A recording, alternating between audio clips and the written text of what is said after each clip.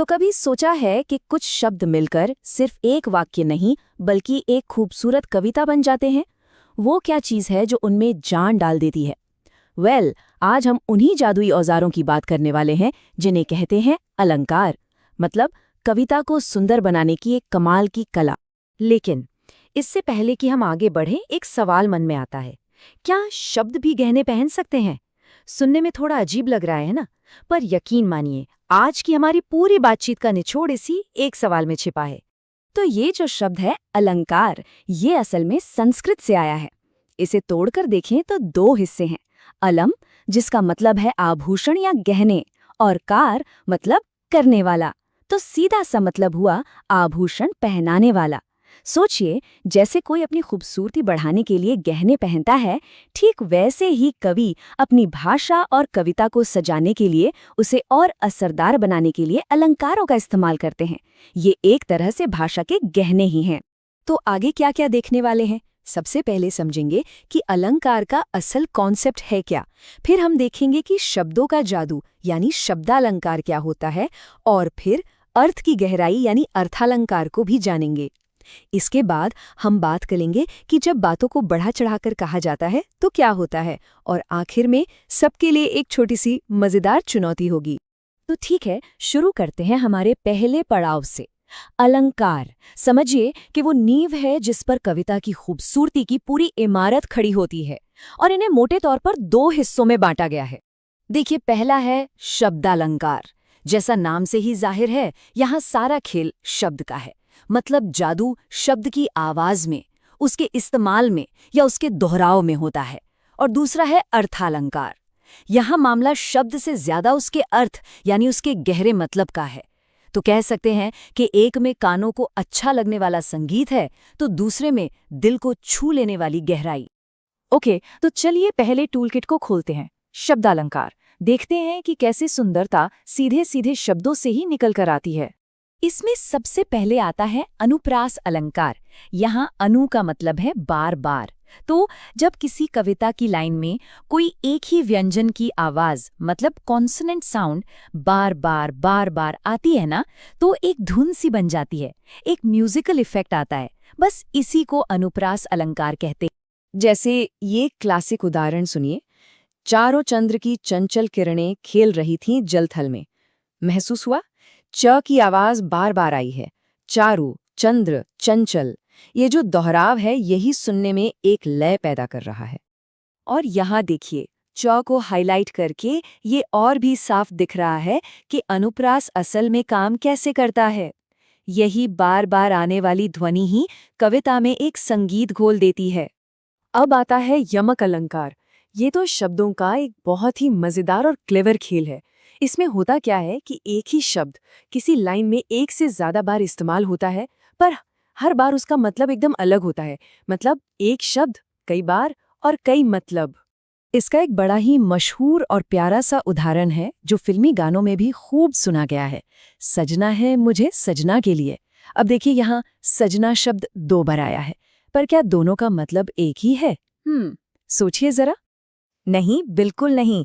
यहाँ जो पहला सजना है उसका मतलब है तैयार होना, श्रृंगार करना, और जो दूसरा सजना है उसका मतलब है प्रियतम या पति। देखा, एक ही शब्द लेकिन दो एकदम अलग अलग मतलब। बस यही तो है यमक का जादू। तो ये तो हुई शब्दों के जादू की बात। अब बढ़ते हैं हमारे दूसरे टूलकिट की तरफ, जहाँ खेल शब्दों का नहीं बल्कि उनके गहरे अर्थ का है। अब हम बात करेंगे अर्थालंकार की। इसमें सबसे पहला और कॉमन है उपमा अलंकार। उपमा का सीधा सा मतलब होता है तुलना या कंपैरिजन। जब हम किसी एक चीज की तुलना किसी दूसरी जानी पहचानी चीज से करते हैं, किसी एक खास गुण को दिखाने के लिए, तो उसे ही उपमा अलंकार कहते हैं। इससे दिमाग में एक साफ तस्वीर बन जाती है। अब किसी भी उपमा को पहचानने के ना चार हिस्से होते हैं। पहला है उपमेय, मतलब वो चीज जिसकी तुलना की जा रही है। दूसरा है उपमान, यानी वो चीज जिससे तुलना की जा रही है। तीसरा होता है वाचक शब्द, जैसे सा, सी, जैसा, सम। ये शब्द बताते हैं कि तुलना हो रही है। और चौथा है समान गुण धर्म, मतलब वो कॉमन क्वालिटी जो दोनों चीजों में है। एक उदाहरण से ये एकदम साफ हो जाएगा। पीपर पात सरिसमन डोला। यहाँ मन है उपमेय उसकी तुलना हो रही है पीपल के पत्ते यानी उपमान से। तुलना बताने वाला शब्द है सरिस और दोनों में कॉमन क्वालिटी क्या है? डोलना यानी चंचल होना, अस्थिर होना। अब आते हैं रूपक अलंकार पर। ये उपमा से कह सकते हैं एक लेवल ऊपर है। इसमें क्या होता है कि वो जो तुलना करने वाले शब्द थे ना, सा, जैसा, उन्हें हटा दिया जाता है और उपमेय और उपमान को अलग अलग नहीं बल्कि एक ही मान लिया जाता है। दोनों के बीच का फर्क ही मिटा दिया जाता है। ये उदाहरण रूपक की ताकत को बहुत अच्छे से दिखाता है। चरण कमल बंदो हरि राय। यहाँ ये नहीं कहा जा रहा है कि भगवान के पैर कमल जैसे सुंदर हैं, नहीं, यहाँ तो पैरों को ही कमल बता दिया गया है, चरण कमल। दोनों एक हो गए हैं, कोई तुलना नहीं, सीधा आरोपण। चलिए अब एक ऐसे अलंकार की बात करते हैं जो थोड़ा ड्रामेटिक है, जहां बात को बहुत बढ़ा चढ़ाकर कहा जाता है ताकि वो हमेशा के लिए याद रह जाए। और ये है अतिशयोक्ति अलंकार। इसके नाम में ही इसका मतलब छिपा है। अतिशय यानी बहुत ज्यादा और उक्ति यानी कही हुई बात। तो जब किसी बात को इतना ज्यादा बढ़ा चढ़ाकर बोला जाए कि यकीन करना ही मुश्किल हो जाए, उसे ही अतिशयोक्ति कहते हैं। इसका मकसद सिर्फ इतना होता है कि बात का असर जबरदस्त हो।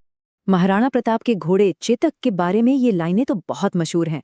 आगे नदियां पड़ी अपार, घोड़ा कैसे उतरे पार, राणा ने सोचा इस पार, तब तक चेतक था उस पार। अब जरा सोचिए, क्या ये मुमकिन है कि राणा प्रताप सोच ही रहे हैं और घोड़ा नदी पार कर गया? मतलब घोड़े की रफ्तार को सोच से भी तेज बता दिया गया। जाहिर है ये असंभव है। और बस यही तो है अतिशयोक्ति, बात को इस हद तक बढ़ा चढ़ाकर कहना कि वो सुनने वाले के जहन में बस जाए। तो हमने कुछ जरूरी अलंकार देखे, पर सबसे खास बात जानते हैं क्या है? इन्हें जानने के बाद ना कविता या गानों को सुनने का, उन्हें महसूस करने का तरीका ही बदल जाता है। फिर सुनना सिर्फ सुनना नहीं रह जाता, एक तरह की खोज बन जाता है। तो अब इसे आजमाने की बारी है। तो अगली बार जब कोई गाना सुने तो बस धुन में ही ना खो जाएं। कोशिश करें उसमें छिपे इन गहनों, इन अलंकारों को पहचानने की। ध्यान दें कि कहाँ शब्दों का संगीत है, कहाँ अर्थ की गहराई है। यकीन मानिए, ये देखकर हैरानी होगी कि हमारी भाषा कितनी खूबसूरत और कलात्मक हो सकती है।